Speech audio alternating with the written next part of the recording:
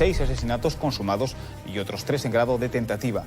Es el asesino del naipe. Fue durante meses el hombre más buscado por las fuerzas de seguridad. Un depredador humano que pedía a sus víctimas que se arrodillaran antes de dispararlas.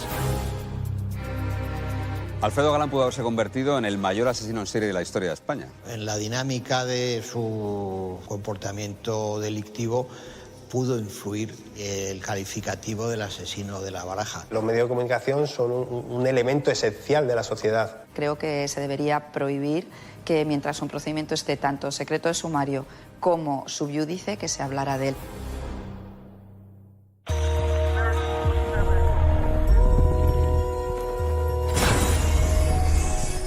Esta es la historia del asesino de la Baraja, o cómo los medios de comunicación influyen en un criminal.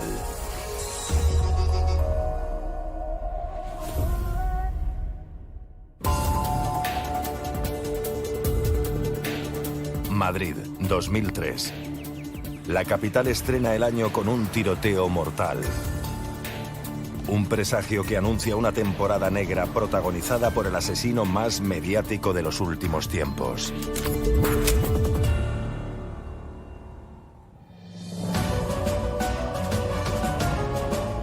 Y hablamos ya de nuestro país con una noticia triste. La muerte de Juan Francisco Ledesma, el portero de la calle Alonso Cano, tuvo un único testigo, su propio hijo, un niño de 2 años y medio. El momento en que yo entré le dije, cariño, ¿qué ha pasado aquí?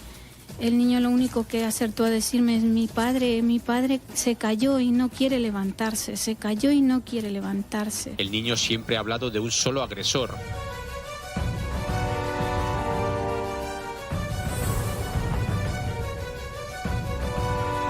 El 24 de enero del año 2003, según la sentencia, asesinó al portero de Alonso Cano. Vivía en un domicilio que había en la portería, que era un bajo, y le pegó un tiro por la nuca. Es un asesinato extraño porque alguien irrumpe en una portería, en el piso de un portero, y asesina a una persona delante de su hijo pequeño. Y lo asesina además de una manera peculiar, porque lo ejecuta. Durante mucho tiempo esa investigación no dio más de sí realmente, porque no había nada en la vida de ese hombre que hiciese pensar en poder ser víctima de un crimen y más de esas características.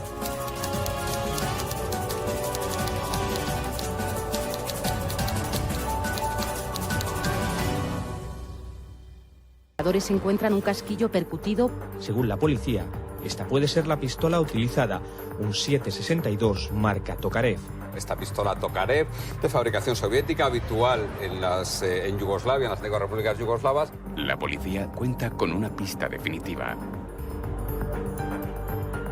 Procedente de la colección técnica de armas, tenemos una pistola Tokarev, que es el mismo modelo y marca del arma que usó el conocido asesino de la Baraja. El arma en sí todavía no ha aparecido.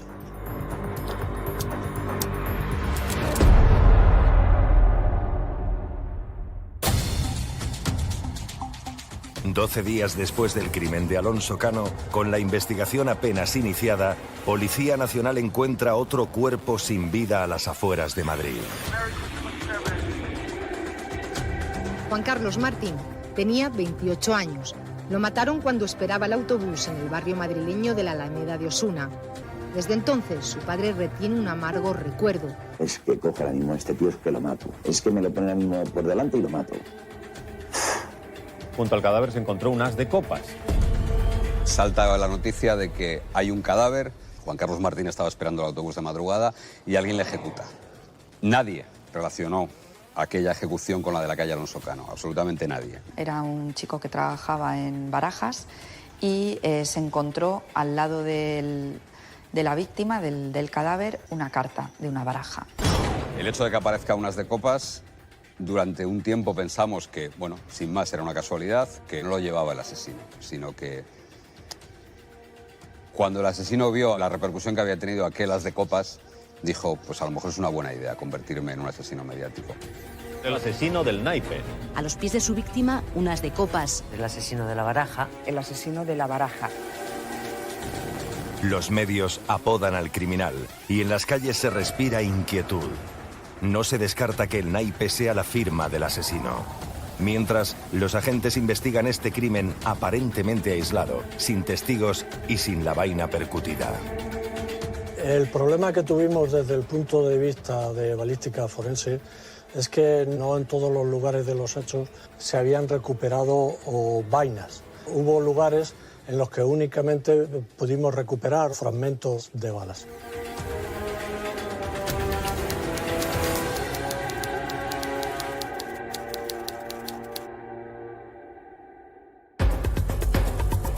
Policía Nacional recibe el aviso de otro crimen solo 2 horas después del anterior.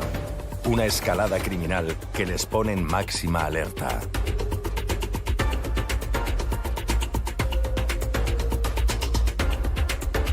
Los vecinos de la madrileña localidad de Alcalá de Henares amanecen hoy conmocionados por un terrible asesinato. 2 víctimas mortales. Una vecina del barrio de 54 años que entró en el bar para llamar por teléfono. Murió en el acto al recibir un disparo en el ojo derecho. El otro fallecido, de 17 años, también recibió un disparo en la cabeza.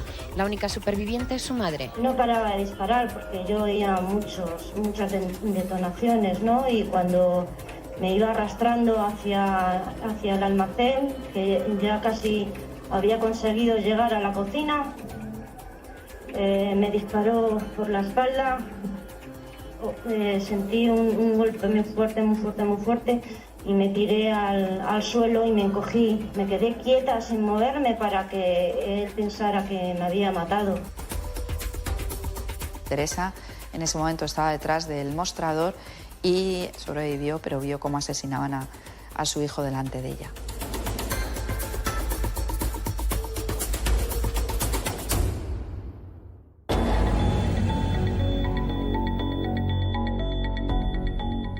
En el microscopio tenemos un fragmento de blindaje del hecho delictivo que sucedió en Alcalá de Henares. Es lo que nos queda después de que el proyectil ha impactado contra algo duro, y en la izquierda tenemos un fragmento que corresponde al hecho que sucedió en la Alameda de Osuna. Las lesiones casan totalmente unas con otras, lo cual es único en este arma en concreto.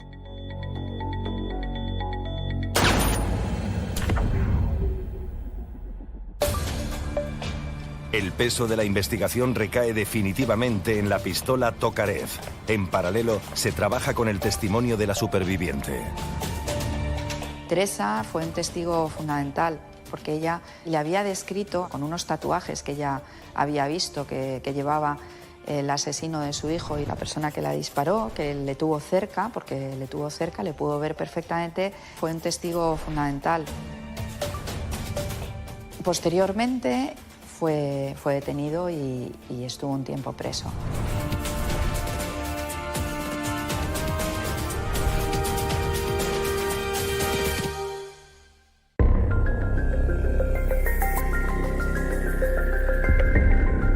Policía Nacional trabaja sobre 3 casos abiertos cuando la Guardia Civil entra en escena. Sobre las 3 de la madrugada del día 7 de marzo del año 2003 se recibió una llamada en la sala de emergencias de la Guardia Civil y en ella se comunicaba el intento de asesinato de 2 jóvenes en la localidad de Tres Cantos, puesto que Tres Cantos es demarcación del cuerpo de la Guardia Civil y se hace cargo de las investigaciones el cuerpo responsable policial de esa zona. Esta vez es Guardia Civil, el cuerpo policial que se persona en una nueva escena del crimen de la capital. Eduardo Sala, un ecuatoriano de 28 años, se despedía de su novia en este rincón de Tres Cantos, en la provincia de Madrid. Un desconocido se acercaba a ellos y, sin mediar palabra, le disparaba al joven en la cabeza. La Guardia Civil carece aún de 2 datos fundamentales para resolver este suceso. Aún no han encontrado la bala y tampoco tienen un móvil. La alarma surgía al descubrirse bajo el cuerpo del joven un naipe, un 2 de copas. 2 casos muy parecidos en menos de un mes. Demasiadas coincidencias. El proyectil le entró al joven por el pómulo y le salió por el cuello, causándole heridas graves, aunque no se teme por su vida. Se acercó a nosotros, lo miró, pues nos miró y sacó una pistola y le disparó. Le han hecho un implante de la cadera, un resto óseo en la mandíbula y le han hecho implantes en la lengua. Yo recibo una llamada de Santiago Eduardo Salas Erazo y en cuanto me dijo el nombre, pues dije, es usted la persona a la que casi intentó matar este hombre. Y él me dijo en el primer momento que tenía muy claro que él podría reconocerle.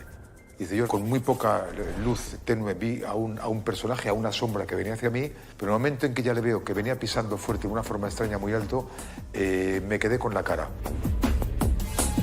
Lo primero que descubrimos al llegar al lugar es primero la enorme fortuna de que pudo sobrevivir y que el disparo que el sujeto en cuestión realiza contra la chica, pues el arma se encasquilla y no se llega a producir tal disparo, con lo cual pues esta chica no sufre ninguna lesión.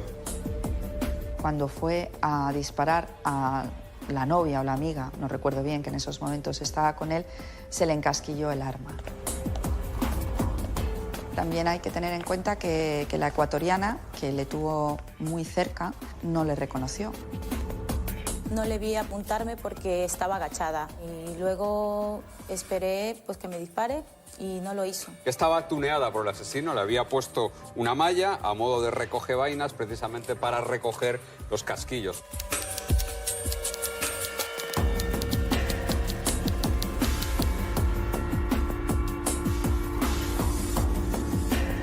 Otra cosa que nos llama la atención es que en el lugar de los hechos no encontramos ningún casquillo. Dado que la víctima, un ciudadano ecuatoriano, presentaba un orificio de entrada y salida, hicimos una minuciosa inspección ocular y finalmente, como en una zona de tierra, que había algo de ornamentación con vegetación, conseguimos encontrar el proyectil.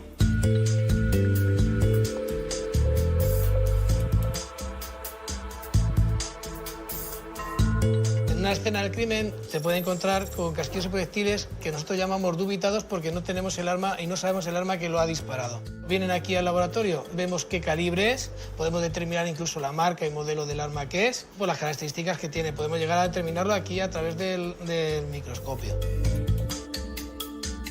Ese proyectil se correspondía con una munición muy rara en España, era un 7,62x25, ¿no?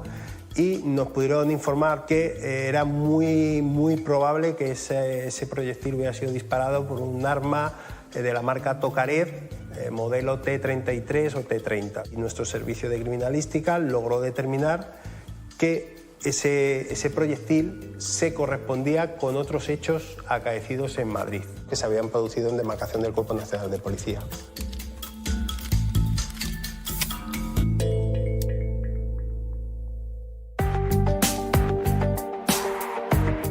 Guardia Civil centra su trabajo en contrastar datos con Policía Nacional mientras espera la recuperación del superviviente para poder diseñar un retrato robot del agresor. Lo primero que hacemos es esperar a que se mejore. Y a mí me contaba en la soledad de las comunicaciones, dice, don Marco, es que yo cuando hablo con usted me tiro 3 noches sin dormir. Entonces era muy grave y yo tenía que manejar mucho los tiempos y que no hubiera un bloqueo mental de forma que él al final no pudiera reconocer. Cuando salió, fue dado de alta, venía al despacho nuestro y él me decía, yo lo tengo muy claro.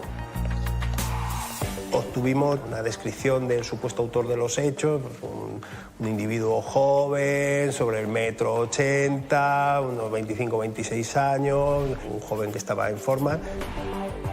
Tal y como nos describieron la acción de que este individuo no se paró a recoger nada, sospechamos que el arma que utilizó podía llevar lo que llamamos algún dispositivo cazavainas. Utilizaba una bolsa de ajos que había puesto con cinta americana a la pistola, que al ser una Tokarev, pues los cartuchos percutidos salían por detrás. ¿Qué elementos teníamos para llevar a cabo esta investigación? Bueno, pues la descripción física, ¿no? El arma y una carta. Una carta que es en concreto un 2 de copas. Atendiendo a que prácticamente un mes antes se tenía el recuerdo informativo de que en los medios de comunicación habían hecho público un caso de un asesinato en una parada de autobús y que al lado del joven apareció una carta y que en concreto era el as de copa, pues eso ya hizo que empezáramos a pensar que podían tener los casos algún tipo de relación. 3 líneas de investigación, un retrato robot, una pistola utilizada en otros crímenes y un naipe que los medios conectan con otro asesinato. Las fuerzas del orden activan todos sus protocolos de actuación.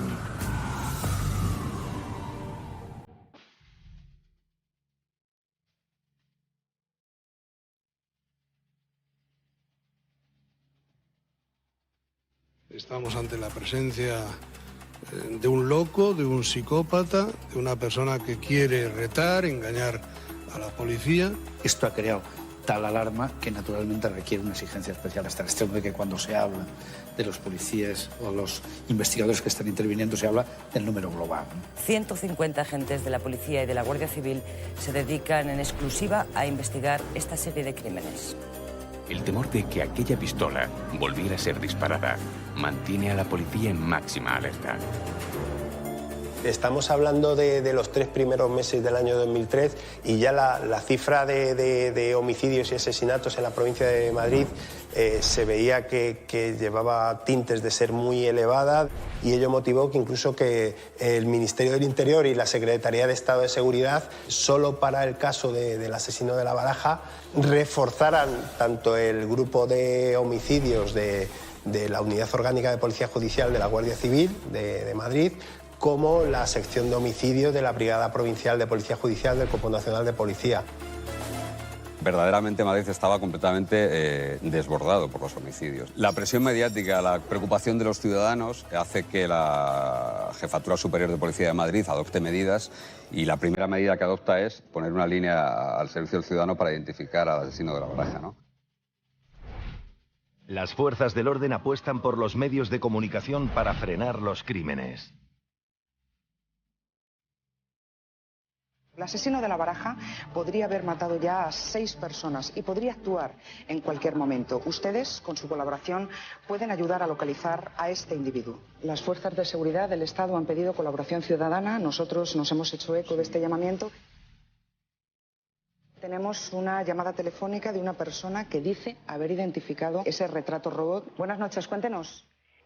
Bueno, pues yo le vi el jueves en el metro. Lleva un pendiente pequeñito, un pequeño arito en una oreja. Yo creo que es gitano. No creo, aseguro. Claro, esto lo que genera, en la mayoría de los casos, y hay una amplia experiencia en este sentido, son falsos avistamientos, son bromistas. Yo creo que hay mucho loco de estos sueltos y otros asesinos peligrosísimos, terroristas domésticos. Ellos quieren sentirse protagonistas, entonces hay que manejar los tiempos con mucho cuidado. En este caso, por ejemplo, la gente dejaba notas en las cabinas diciendo cuál iba a ser o dónde iba a actuar el próximo asesino de La Baraja. Llamaban gente para vengarse de alguien de ser el asesino de La Baraja. Es decir, la policía perdió mucho tiempo en esa línea 900 que verdaderamente no aportó ningún solo dato bueno, ¿no?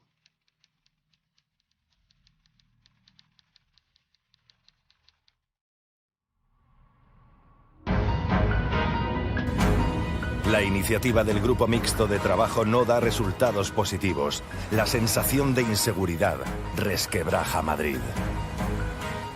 Cuando este equipo conjunto de investigación entre Guardia Civil y Policía nos encontrábamos desarrollando las distintas líneas de investigación trazadas, nos encontramos ya en fecha 18 de marzo del año 2003, cuando aproximadamente sobre las 20:45 horas se tiene conocimiento de que en un camino de tierra que parte de la estación de cercanías de la localidad madrileña de Arganda del Rey, pues que había tenido lugar un doble asesinato.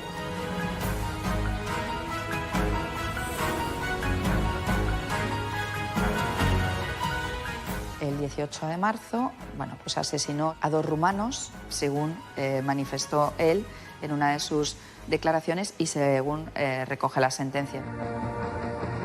Eran las 9 menos 10 de la noche cuando sonaron al menos 4 disparos en este camino solitario de Arganda, a 22 kilómetros de Madrid. En el suelo quedaban 2 cuerpos, los de Gheorghe Magda, un rumano de 48 años, y su compañera Doina Magda, también rumana. Junto al cuerpo de ella se encontró un naipe del 3 de copas, junto al cadáver del hombre un 4 de copas. Al lado de cada cuerpo se encuentra una carta, el 3 de copas y el 4 de copas, y él se encontraba fallecido, había recibido un impacto de bala en la cabeza y ella se encontraba muy grave. Por lo tanto, es trasladada a un centro hospitalario, si bien por la gravedad de las heridas fallece 2 días más tarde. En la autopsia se logra recuperar unos fragmentos de la camisa del proyectil, de uno de los proyectiles que había impactado en su cabeza, y con esos elementos balísticos se logra relacionar este doble asesinato con los otros 4 hechos que ya se venían investigando por parte de este equipo conjunto de investigadores que se había formado.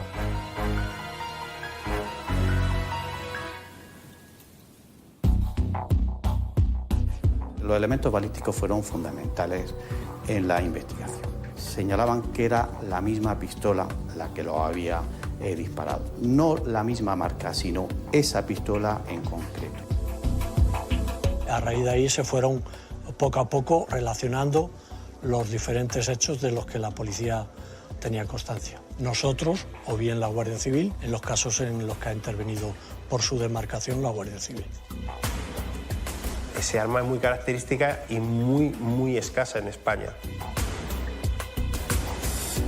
Sí sabíamos que era una pistola Tokarev, pero no era ninguna de las que legalmente estaban aquí en España. En todo el tiempo que lleva balística funcionando, nada más que ha habido 49 pistolas que se hayan recogido de estas características.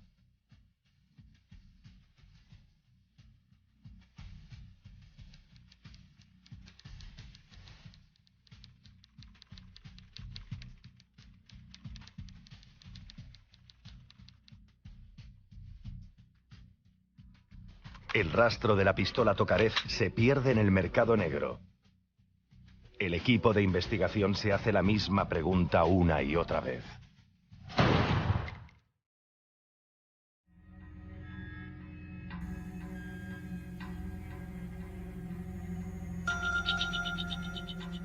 Ante la gravedad de los hechos, el fiscal me incorporó a mí al equipo donde pensábamos e intentábamos descubrir el perfil psicológico para buscar la detención. Se efectúa el perfilado, ¿no?, del supuesto autor de estos hechos. Una de las primeras hipótesis que trazamos era que podía corresponderse con una persona que hubiera sido o que fuera miembro de las fuerzas y cuerpos de seguridad o de las Fuerzas Armadas y que hubiera prestado sus servicios en la zona de los Balcanes. Por otro lado, componentes de seguridad privada que también sabemos que tienen acceso y cierta práctica en el manejo de armas.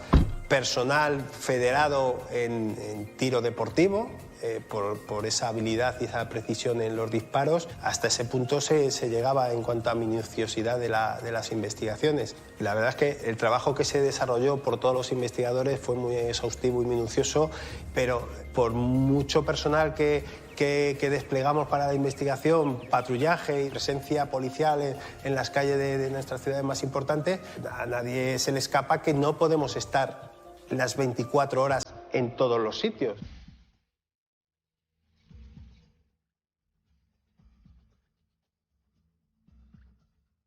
No había ningún patrón, ni patrón victimal, ni patrón geográfico.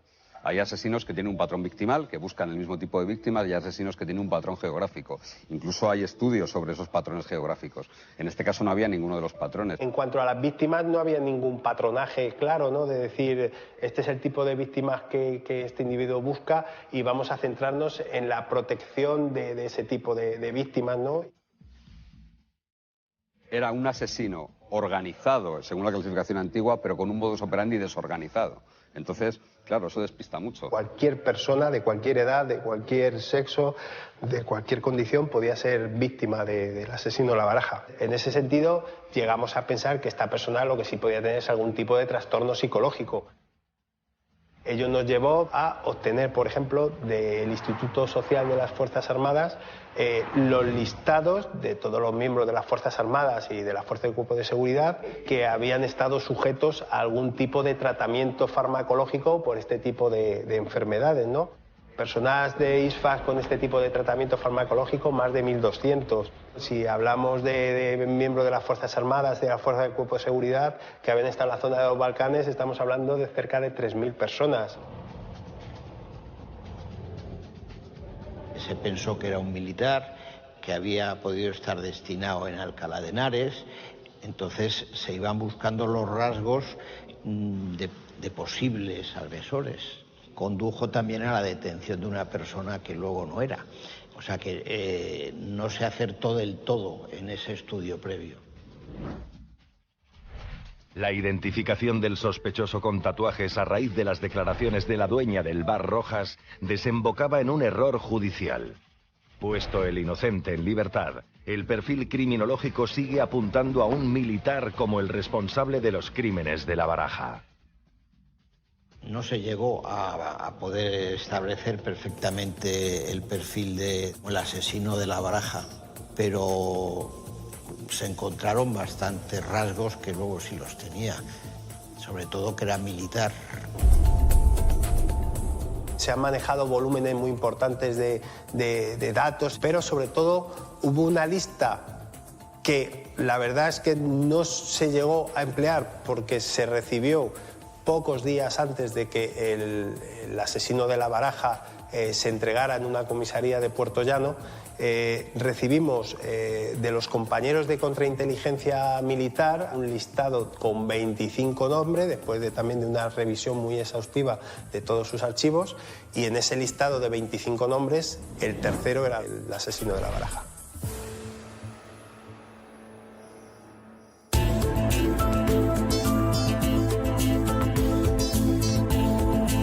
Se busca un hombre con problemas psicológicos, que asesina aleatoriamente, militar y con tiro certero. Solo queda una línea de investigación por exprimir: los naipes.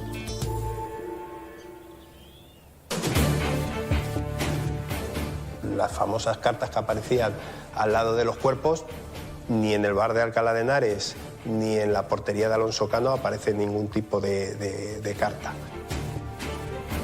Yo bajé, lo vi ahí tendido, no me fijé en la baraja, pero cuando ya estaba la policía pues indagando, viendo todo, pues vio esa baraja y preguntaron pues si alguien jugaba, alguien había estado jugando con naipes, con cartas y todo. Le dije que no, que yo sepa no. Primero, el as de copas es de una baraja de cartas distinta a las otras tres cartas, al 2, 3 y 4 de copas que posteriormente aparecen. Además, y fue uno de los elementos claves para saber que este individuo era realmente el asesino de La Baraja, el 2, el 3 y el 4 de copas, que son las cartas que verdaderamente arroja el asesino de La Baraja al lado de los cuerpos, las marcó por detrás con un rotulador azul. Ese hecho sí fue definitivo porque precisamente fue uno de los pocos detalles que se le logró hurtar a los medios de comunicación. Como el crimen había empezado a tener trascendencia, los medios, etcétera, lo que quiso es hacer saber que era él el que estaba realizando los hechos, era una especie de señal de identidad.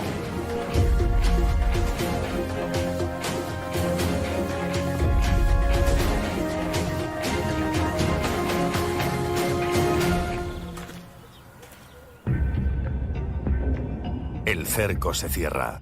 Las fuerzas del orden le pisan los talones. Pero el asesino que ejecuta a cara descubierta, el criminal en la sombra, da un vuelco a los acontecimientos. ¿Por qué dejó de matar? Porque se aburría.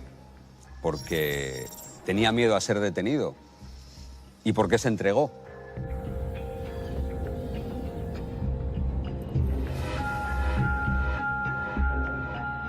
El día que Alfredo vino a esta comisaría era un día normal, tranquilo, hasta que llegó él.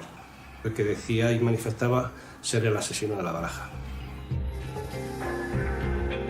Este hombre es Alfredo Galán, el asesino de La Baraja. 3 meses después de su último asesinato, él mismo se entregaba a la policía. Sorprendido cuando me he enterado de toda la noticia. Normal, un chico normal. Es muy trabajador, ha sido compañero mío. Y vamos, esto no tiene explicación ninguna.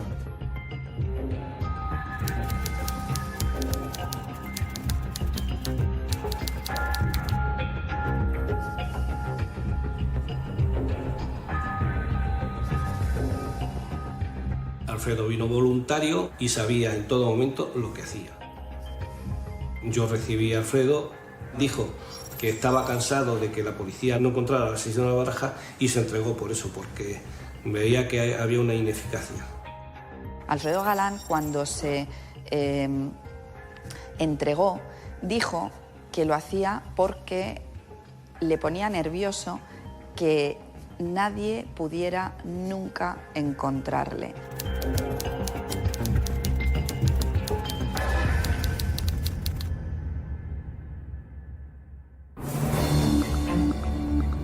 Puertollano se convierte en el escenario de la confesión, una fase crucial en la que los agentes no pueden permitirse más errores.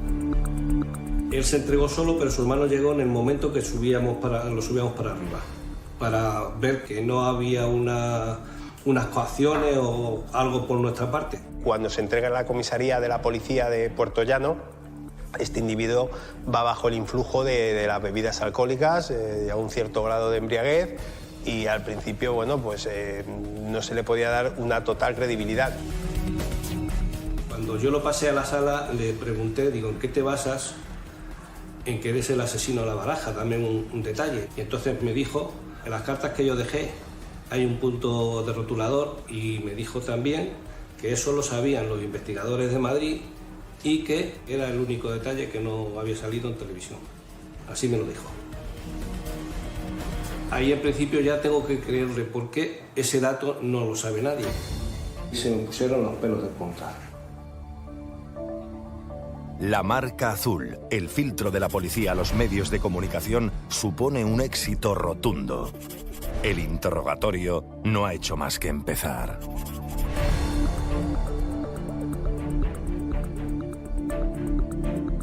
Alfredo Galán explicó uno por uno los hechos que iba cometiendo tanto en Madrid como en la parada del autobús, en Tres Cantos y en Alcalá de Henares. Y en el último, cuando ya mató a la pareja de romanos, dice que dejó el coche aparcado, se encontró con la pareja, los saludó, les dio las buenas tardes, y una vez que los rebasó, se volvió y le pegó un tiro en la cabeza al marido. A continuación le disparó a la mujer, rematándola 3 veces en el suelo. Así contó, tal como lo he dicho. Su hermano se echaba manos a la cabeza. El Poder Judicial ordena el inmediato traslado a la vivienda familiar en Puertollano. Se procede al registro domiciliario del presunto asesino de la Baraja. Cuando sale Alfredo Galán de aquí de la comisaría de Puertollano, yo voy con él. Alfredo siempre va atrás, escoltado por los guardias civiles que vinieron de Tres Cantos. En la casa encontramos la vaina que estaba percutida, no disparada, estaba allí en un jarrón, siempre con Alfredo Galán delante. Él dijo que iba a cooperar y que lo que estábamos buscando lo tenía en Madrid. Van a ver cómo salía Alfredo Galán de la comisaría de Puertollano en Ciudad Real. Este es el momento en el que el asesino de la Baraja es trasladado a Madrid en medio de un impresionante dispositivo de seguridad, como al peor de los psicópatas, como si de Aníbal Lecter se tratara. Esta noche, Alfredo Galán, de 26 años, ha asistido al registro policial de su segundo domicilio, situado en un municipio madrileño. Su actitud siempre ha sido la misma, fría, serena y sin ninguna muestra de arrepentimiento. Alfredo Galán decía la verdad. Guardaba en su casa de Alcalá de Henares el rotulador azul de la marca Carioca que usó para firmar las cartas. La regla del juego que inventó para la policía y los medios de comunicación. Él explicó muy bien cómo ponía un punto azul en el reverso de estos naipes para hacer saber a los investigadores que se trataba de la misma persona y que era la señal que decía que era él y no otro el que ejecutaba la acción. Esta es la marca en forma de estrella vista con microscopio. Es la del 2 de copas dejado junto al ecuatoriano tiroteado en Tres Cantos. El mismo punto, con la misma tinta, aparece también en el 3 y en el 4 de copas. En mis años de carrera no he visto un caso parecido a este. Un asesino en serie por su naturaleza de querer darse a conocer a la gente.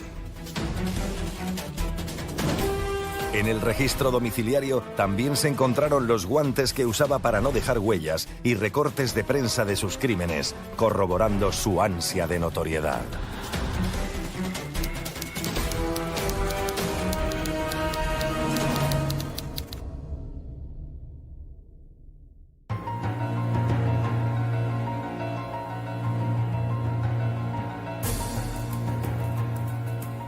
Me llamaron un día que estaba de guardia de detenidos en el turno de oficio y me dicen que tengo que acudir a la Policía Judicial, al grupo de homicidios de la Policía Nacional, de Federico Rubio y Gali, porque pues habían detenido a una persona por homicidio. Es lo único que supe. Me dirigí y estaba esperándome uno de los policías en la entrada en el hall y me dijo que habían detenido al asesino de La Baraja. Llegó Alfredo Galán y ya pues empezó directamente a declarar. Le leyeron sus derechos y empezó a declarar. Alfredo Galán Sotillo es el asesino del naipé. Un asesino en serie que rubricaba sus crímenes con las cartas de La Baraja. El asesino de La Baraja llegó a reconocer que matar le había resultado tan fácil que podría haberlo hecho durante 20 años más. Su perfil era el de un criminal sin escrúpulos, con un pasado oscuro. Una vez que fue detenido, pues me encargó de hacer el informe psiquiátrico como perito forense. Tuve 5 entrevistas con Alfredo Galán. Dio sus frutos porque me contó pues muchas cosas con relación a los hechos. Escarbamos un poco en todo lo que ha sido su vida y su trayectoria profesional y vemos que es un joven que perteneció al Ejército de Tierra, que ostentó el empleo de cabo, que estuvo en 2 misiones en la zona de los Balcanes, en concreto en Bosnia y Herzegovina. Al parecer fue en la segunda de las misiones cuando en el interior de un televisor pequeñito trajo escondida la pistola Tokarev y la munición que posteriormente empleó para perpetrar los asesinatos y las tentativas de asesinato. Y es una persona que había ya requerido cierta atención por parte de sus superiores y de los servicios médicos del Ejército, pero tampoco nada reseñable ni que les llamara extremadamente la atención. Descubrir su historial psiquiátrico es solo la punta del iceberg. La prematura muerte de su madre desmoronó su infancia. En el colegio se mofaban de él con risas y apodos. En el instituto asomaba ya su resentimiento con la sociedad.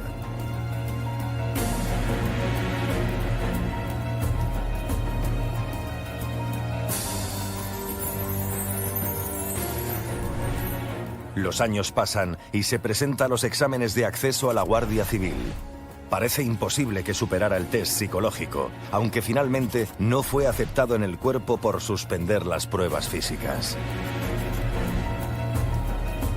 Ya en el ejército, donde sí logró ingresar, algunos compañeros del cuartel El Goloso hacen hincapié en su temprana afición al alcohol. Yo todo ello lo pongo en relación a algo que no sé, que es las vivencias que tuvo en Bosnia, donde la muerte, donde los disparos, pues todo tiene una relatividad distinta. Y todo aquello dio origen a conductas violentas por su parte. ¡Feliz año! ¡Feliz año, señores! ¡Estamos en el 2003 ya! El perfil violento de Alfredo Galán da la cara al regresar de su segunda misión en Bosnia. Las navidades en familia son perturbadas por su actitud temeraria, jugando con una pistola Voltro ante el rostro asustado de su hermano.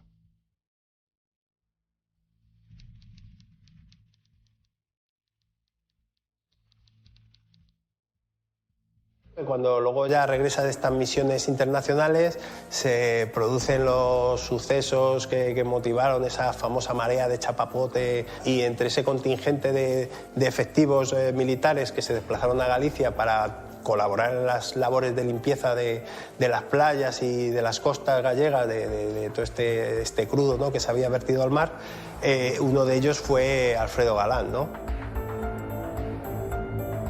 Allí tuvo unos comportamientos anormales, de intentar robar un coche a una persona, de romperle la luna.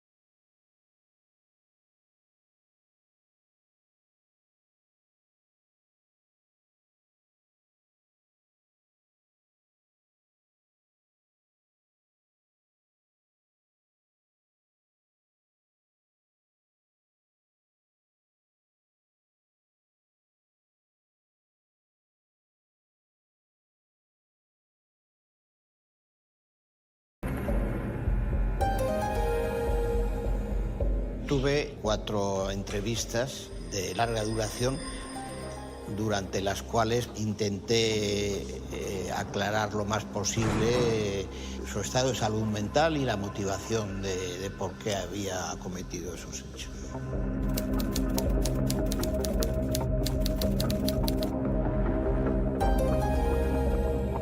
Él, estando una vez en el metro, según me comentó, había unas chicas que estaban hablando de lo que ya se conocía como el asesino de la Baraja. Y él dice, qué fácil es pasar desapercibido y no saben que le tienen a su lado. Eso me lo ha contado a mí personalmente. Que no le producía ningún sentimiento, que no tuvo conmoción, que no se asustaba. Todos podemos ser el asesino. No sabes con quién vas en el vagón.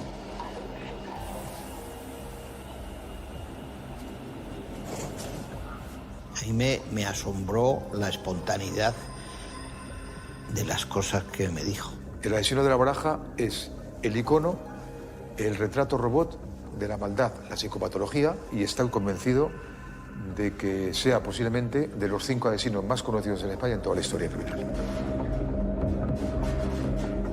Pero en la 5ª entrevista cambió completamente y negó todo lo que había dicho en las 4 anteriores, y yo ya di por terminado mi exploración porque ya no obtenía ningún dato.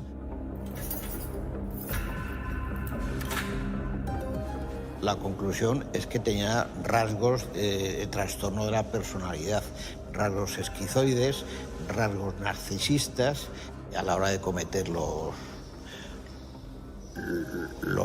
asesinatos.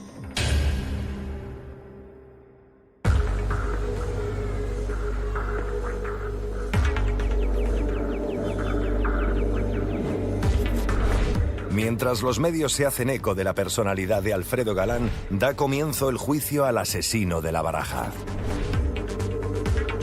Llega el momento cumbre. Yo recuerdo cuando entró Santiago, con todas las garantías, con la abogada de oficio, que por cierto lo hizo muy bien en el juicio, y nada más entrar, dijo, ese es. Yo le pregunté, ¿por qué? Dice, por la forma de andar. Dijo, el mismo que vi allí y el mismo que me pegó el tiro. Viene la persona caminando. Yo la veo como camina desde los 15 metros, como se me viene aproximando. Agacho la cabeza y luego de eso siento el retumbar en mi cabeza y quedo así como una explosión dentro de mi cabeza. ¿Y llegó a verle la cara? Perfectamente. Siempre yo le dije eso a la Guardia Civil, esa cara nunca se me olvida y hasta ahora la tengo presente. Cuando una persona dispara a otra, la víctima nunca se fija en la cara, sino que se fija en la boca del disparo, porque está pendiente de que salga o no salga el proyectil, ¿no? Pero en este caso él no pudo ver la pistola porque la llevaba detrás Alfredo y le vio la cara precisamente. En ese momento fue cuando le disparó y le destrozó toda la mandíbula.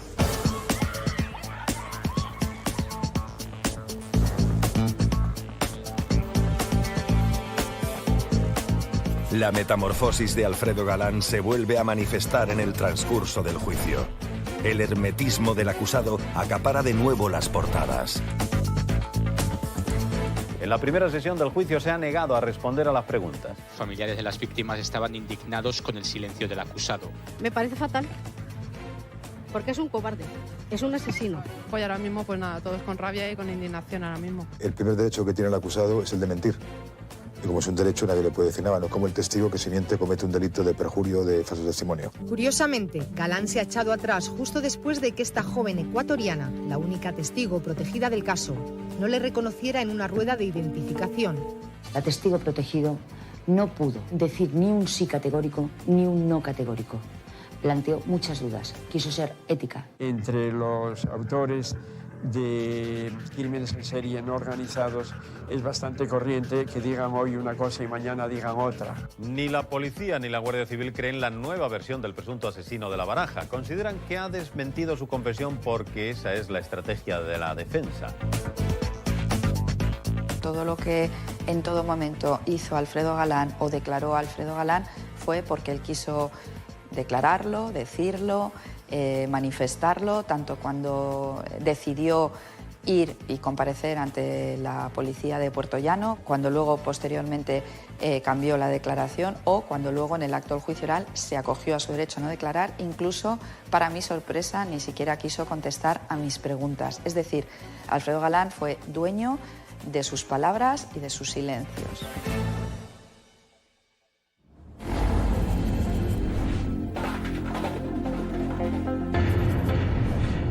El juez dictamina que Alfredo Galán es el asesino de La Baraja. En la sentencia se recoge su manifiesto desprecio a la vida, tasado en una pena de 25 años. A una persona que la condenan por 10 asesinatos puede cumplir la misma pena que una persona que ha cometido 2 asesinatos. ¿Por qué? Porque existe además una regla en el Código Penal que si tienes varias penas, nunca vas a poder cumplir o nunca vas a tener que cumplir más del triple de la mayor. Por eso hay mucha gente que dice que ciertos delitos al final luego salen gratis. Pero bueno, esto es una regla penológica y aunque a la gente le pueda parecer injusto, pues los jueces tienen que aplicar las leyes. Cuando él se autoinculpa de todos los hechos y reconoce todos los hechos, dice que es que le entró curiosidad por sentir por ver qué se sentía cuando se mataba una persona, ¿no? Entonces, bueno, pues eso sí nos dice mucho de esa falta de empatía con el resto de sus congéneres. El problema de los psicópatas es que no son enfermos mentales, es una forma de producirse en la vida. Entonces, esa forma de producirse en la vida es irreversible. Y la gran duda es, ¿está o no resocializada? Yo creo que no. Tienen más posibilidad de rehabilitarse fuera, pues los que han cometido crímenes ocasionales, más que los en serie, ¿no? Pues el tratamiento mediático que se le haya dado a un procedimiento. Esto no es un asesino normal, es un anillo peligrosísimo, prácticamente igual que los grandes asesinatos de América o del descuartizador de Boston, etcétera. Es alguien con un altísimo concepto de sí mismo, es alguien muy narcisista, es alguien muy egocéntrico, que al fin y al cabo sus crímenes le dan un lugar en la historia y le dan un lugar en el mundo. Alguien que verdaderamente tenía una vida absolutamente gris, que había fracasado en todos los proyectos que había tenido, intentó ser guardia civil, intentó ser militar y tuvo problemas, es decir, tenía una vida anodina completamente. Encuentra su lugar, encuentra su sitio en las páginas de los periódicos, en los espacios de televisión.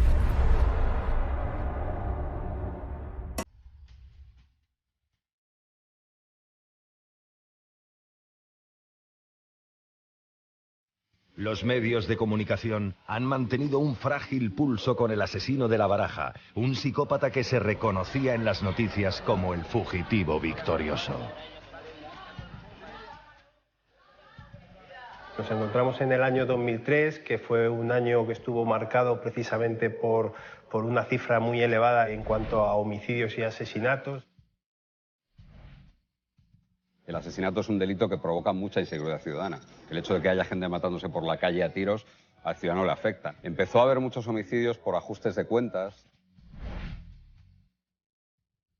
Crímenes como el de Noelia Domingo, que es el crimen de un loco, de una loca en este caso, de alguien que se lía a puñaladas en un hospital atestado de gente, ¿no?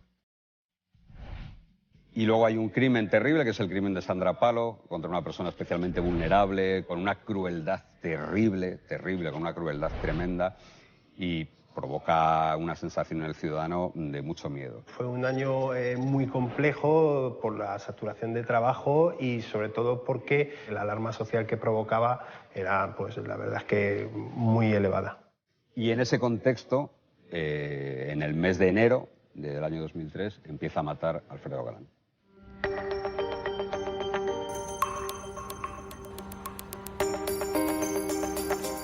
Todo lo que rodeó al caso del asesino de La Baraja y a la investigación de los asesinatos que esta persona cometió siempre ha tenido un revuelo mediático excepcional, lo cual por otra parte es lógico, toda vez que estamos hablando de un asesino en serie y por lo tanto que los medios de comunicación focalizaran mucho su atención sobre este individuo, sobre el asesino de La Baraja.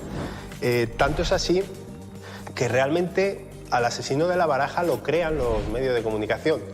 No en el sentido de que este individuo empieza a actuar por culpa de los medios de comunicación, porque no es así. Fue la prensa la que bautizó al asesino de La Baraja, ¿no?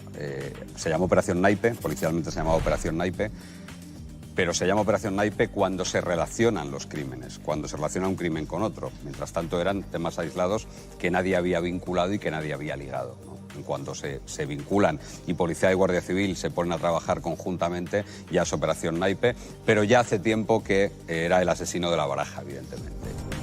¿Qué pasa? Que en el segundo hecho dispara contra un joven o asesina y al lado del cuerpo aparece una carta, unas de copas. Enseguida los medios de comunicación ese detalle les llama la atención e incluso se baraja y se especula con que era una especie de seña de identidad, de firma, ¿no? Cuando se entera por la prensa de que había una baraja junto a uno de los que había asesinado, su megalomanía le lleva a decir, bueno, ya soy alguien más, no soy Alfredo Galán, soy el asesino de La Baraja.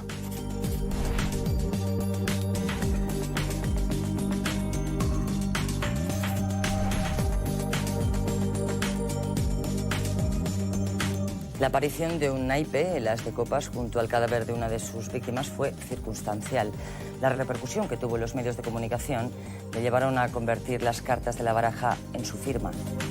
Para la prensa, aquel asesino de La Baraja, no cabe duda que era un personaje muy atractivo, no cabe duda de que era algo inédito que en España no habíamos conocido, un asesino con firma, emulando pues, al asesino del Zodíaco o a otros tantos criminales que ha habido con firma. Y una firma es algo jugosísimo para la prensa. Pero la inmediatez de la cobertura informativa hizo peligrar dos pruebas fundamentales: el reconocimiento fotográfico y el arma de los crímenes. Ya había salido en los medios de comunicación incluso unas imágenes del momento de la detención de Alfredo Galán y gracias a esas imágenes que salieron de Alfredo Galán en la televisión y en prensa, pude como defensa desacreditar los reconocimientos que hicieron los testigos, porque obviamente ya cuando sale el rostro de un detenido, pues ya queda desacreditado todo el reconocimiento fotográfico o de rueda de reconocimiento que pueda hacerse en un momento posterior. Cuando la prensa empieza a informar sobre el asesino de La Baraja y sobre todo informa sobre el hecho que une los crímenes del asesino de La Baraja, que no es La Baraja, sino que es una pistola Tokarev del 762, claro, la prensa dice qué pistola es. Evidentemente que dice qué pistola es porque era un dato fundamental para poder relacionar un crimen con otro. Él se deshace de esa pistola, o él dice que se deshace de esa pistola por esa razón.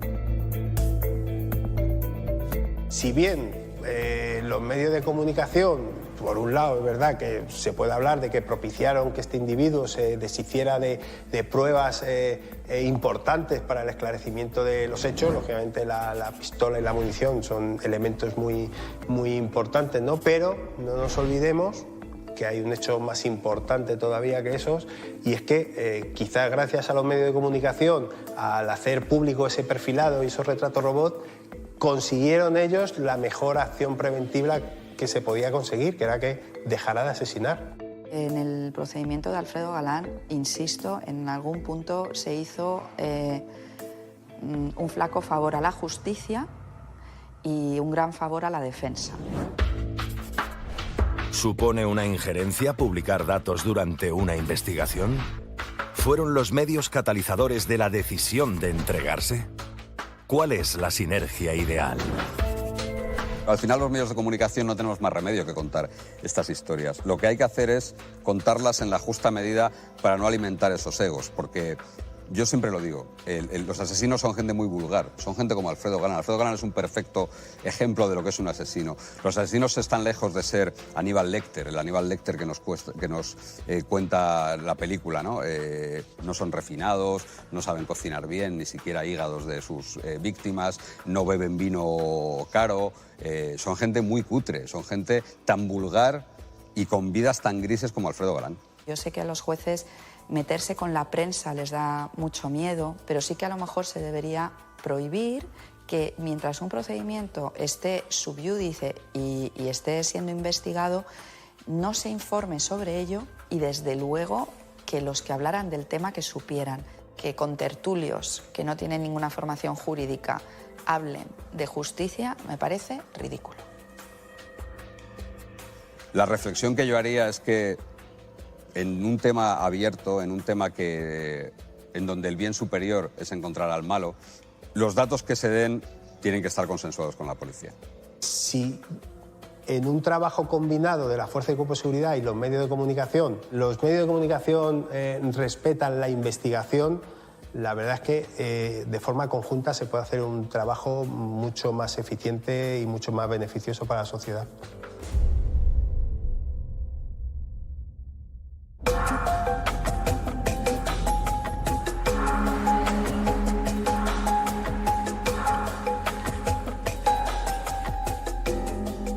La información es una fuerza bruta, es justiciera. Cómo la tratemos modula el mundo. Puede ser su desazón o su sosiego. La decisión ya está tomada. Como escribió Gabriel García Márquez, creo que todavía no es demasiado tarde para construir la utopía.